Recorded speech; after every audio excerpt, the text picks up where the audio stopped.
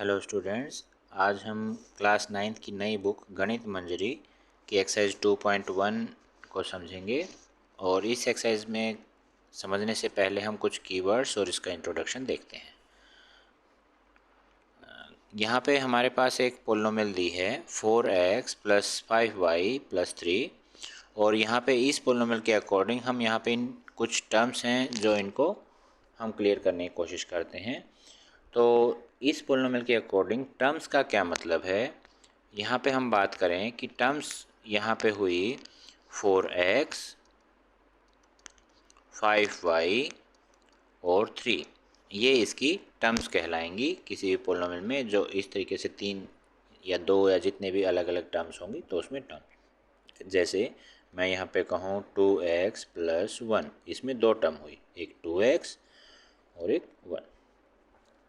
Variable जो भी polynomial में अल्फ़ाबेट यूज़ होंगे x, y, z, a, b, c, वो हम यहाँ पे वेरिएबल के तौर पे ले रहे हैं। x और y यहाँ पे वेरिएबल हैं। कांस्टेंट जिसके साथ कोई वेरिएबल नहीं है, जो नंबर अकेला है वो कांस्टेंट है। मीन कांस्टेंट हो गया 3 यहाँ पे। और कोफिशिएंट है वो नंबर जो वेरिएबल के साथ मल्टीप्लाई है। यहाँ हम देख रहे हैं x के साथ मल्टीप्लाई 4 है और 5 मल्टीप्लाई y के साथ। तो इसको हम इस तरीके से लिखेंगे, coefficient of x is 4 and coefficient of y is 5। ठीक है, आइए इसे एक और एग्जांपल के साथ समझते हैं। हमारे पास पोलिनोमियल है ये, तो इसमें कितनी टर्म्स हुई, 1, 2 और 3। और इन टर्म्स को अलग अलग लिखना हो तो हम कैसे लिखेंगे, 3x² माइनस का 2x और 4। ये 3 टर्म्स हुई। वेरिएबल कितने हैं, x है, यहाँ भी x है, तो वेरिएबल हुआ x, एक वेरिएबल है। कांस्टेंट कौन सा है, इन दोनों के साथ वेरिएबल है, अकेला नंबर 4 है तो 4 रहा कांस्टेंट। कोफिशिएंट, अब यहाँ पे भी कोफिशिएंट क्योंकि x बेशक है लेकिन दोनों की पावर अलग है तो दोनों का कोफिशिएंट भी अलग अलग निकालना पड़ेगा। कोफिशिएंट हम इसको दो तरीके से लेते हैं, of x² is 3 and coefficient of x is -2। निशान साथ रहेगा चाहे कांस्टेंट हो चाहे कोफिशिएंट हो। यहाँ पे टर्म है degree of polynomial. Degree of polynomial क्या है, the highest power of the polynomial is called degree. तो इस चीज़ को समझेंगे, हाईएस्ट पावर ऑफ पोलिनोमियल। तो यहाँ पे हाईएस्ट पावर कितनी है, x की पावर 2 हाईएस्ट पावर है, तो डिग्री हो गई इस पोलिनोमियल की 2। ठीक है, और आगे बढ़ते हैं। अब पोलिनोमियल को डिग्री के अकॉर्डिंग किस तरीके से बांटा गया है, किस तरीके से समझ सकते हैं। लीनियर पोलिनोमियल सबसे पहले है, और लीनियर पोलिनोमियल के हमारे पास एग्जांपल हम लेते हैं पहले। जैसे कि मैं ले लेता हूँ 3x + 2। मीन वो पोलिनोमियल जिसकी मैक्सिमम पावर, अधिकतम पावर जो है वो 1 हो, वो लीनियर पोलिनोमियल कही जाएगी। इसके और भी एग्जांपल हो सकते हैं, 4y - 3, कोई भी एग्जांपल लिया जा सकता है। क्वाड्रेटिक पोलिनोमियल, वो पोलिनोमियल जिसकी मैक्सिमम पावर 2 हो, वो क्वाड्रेटिक पोलिनोमियल कही जाएगी। जैसे x² + 5x + 1। या फिर अलग वेरिएबल के साथ हम लेना चाहें, 2y² - 3y + 2। क्यूबिक पोलिनोमियल में जिसमें मैक्सिमम पावर 3 होगी, जैसे 5y की पावर 3 + y² + 2y - 1। आप देख रहे हैं यहाँ पे मैक्सिमम पावर 3 है। या फिर कोई और एग्जांपल ले सकते हैं अपनी मर्ज़ी से। मैं t का यूज़ करूँ तो t की पावर 3 - 2t + 1। ये भी एक क्यूबिक पोलिनोमियल है। कांस्टेंट पोलिनोमियल क्या है, ऐसी पोलिनोमियल जिसमें केवल कांस्टेंट ही दिखाई दे और कोई इसके साथ वेरिएबल हो ही ना। जैसे कि अब यहाँ 7 मैंने लिखा, तो 7 जो है इसको हम बोलेंगे कांस्टेंट पोलिनोमियल। और कांस्टेंट पोलिनोमियल की पावर या डिग्री हम बात करें तो कितनी होगी, कांस्टेंट पोलिनोमियल की डिग्री होगी 0। ये एक स्पेशल पॉइंट है, इसको ध्यान रखना है। इसकी डिग्री 0 कैसे होगी? 7 हम मानते हैं, इसके साथ कोई भी एक वेरिएबल मान लेते हैं, मान लीजिए x, और उसकी डिग्री 0। हमने पहले सीखा है अपनी पिछली क्लासेस में कि कोई भी नंबर जिसकी डिग्री 0 हो उसका आंसर 1 आता है। कंडीशन क्या है कि नंबर जो है 0 नहीं होना चाहिए, मीन x 0 नहीं होना चाहिए, इस तरीके से। तो यहाँ पे हमने देखा कि 7 इंटू 1 मीन 7 ही आ जाएगा। तो हमने देखा कि वेरिएबल की डिग्री कितनी है? 0 डिग्री है। तो कांस्टेंट जो पोलिनोमियल होती है उसकी डिग्री 0 होती है। तो एक ब्रीफ लें तो लीनियर पोलिनोमियल की डिग्री 1, क्वाड्रेटिक पोलिनोमियल की डिग्री 2, क्यूबिक पोलिनोमियल की डिग्री 3 और कांस्टेंट पोलिनोमियल की डिग्री 0 होती है। आगे बढ़ते हैं। हमारे पास अब एक्सरसाइज है 2.1 और उसमें हम सीखते हैं, समझते हैं कि हम क्या चीज़ें कर सकते हैं। यहाँ हमारे पास क्वेश्चन फर्स्ट दिया है और फर्स्ट क्वेश्चन में हमसे पूछा है कि डिग्री बतानी है। ठीक है, फर्स्ट क्वेश्चन में हमें पूछा है कि डिग्री बतानी है, हमें डिग्री कितनी है। तो इस डिग्री को हम कैसे समझेंगे? देखो, अभी अभी हमने बात की है कि सबसे बड़ी पावर जो है वो डिग्री होगी। इस पोलिनोमियल में सबसे बड़ी पावर है 2, x की पावर 2।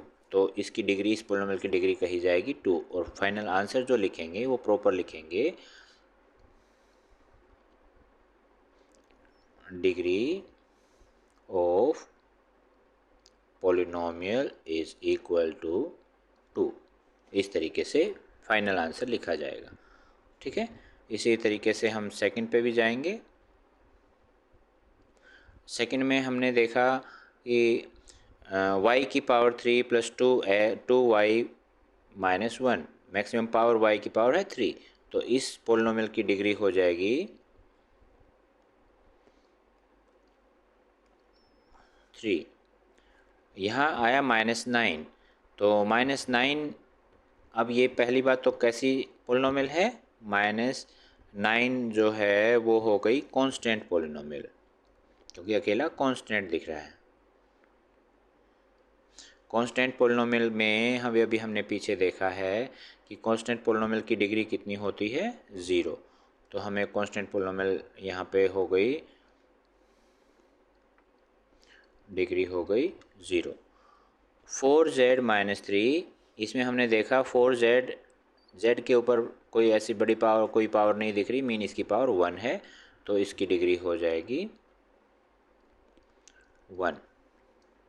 ठीक है, उसके बाद नेक्स्ट क्वेश्चन है right polynomial of degree 1, 2 and 3। इस क्वेश्चन को देखते हैं।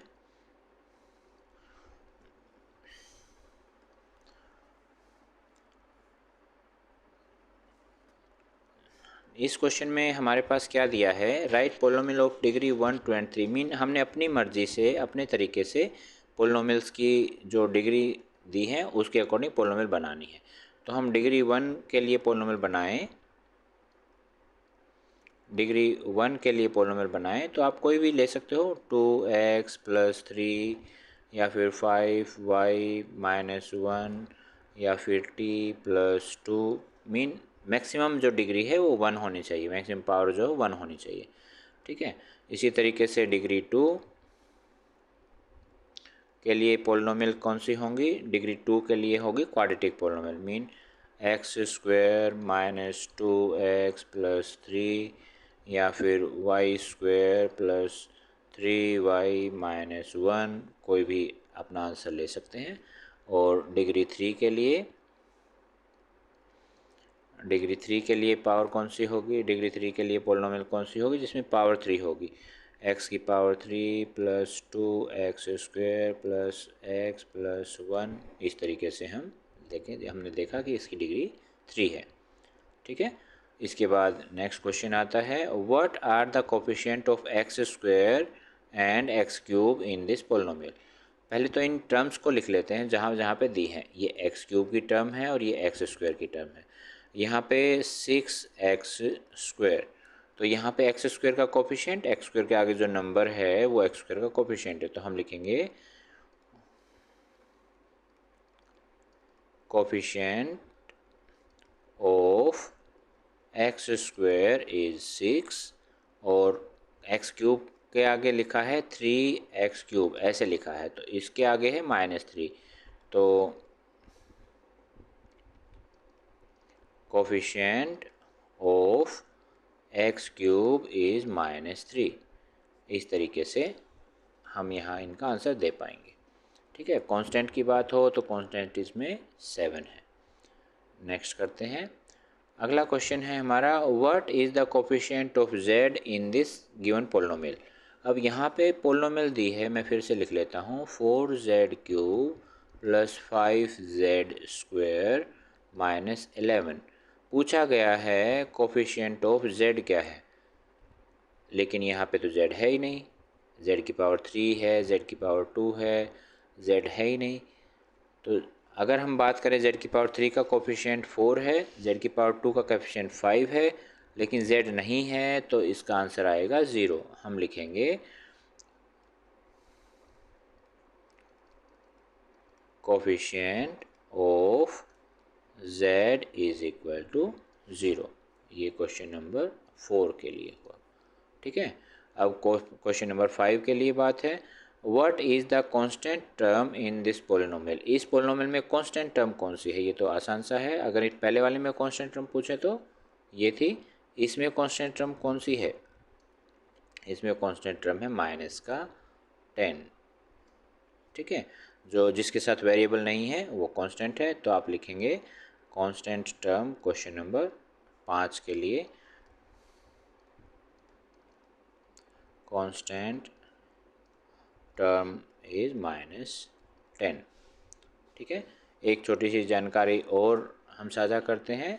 Recall that the polynomial of degree 1 is called linear polynomial, क्योंकि लीनियर पोलिनोमियल जो है हमारे चैप्टर का नाम भी है, तो इस बात का ध्यान रखना है कि लीनियर पोलिनोमियल क्या होती है, ऐसी पोलिनोमियल जिसकी डिग्री 1 हो। डिग्री क्या होती है, किसी पोलिनोमियल की हाईएस्ट पावर।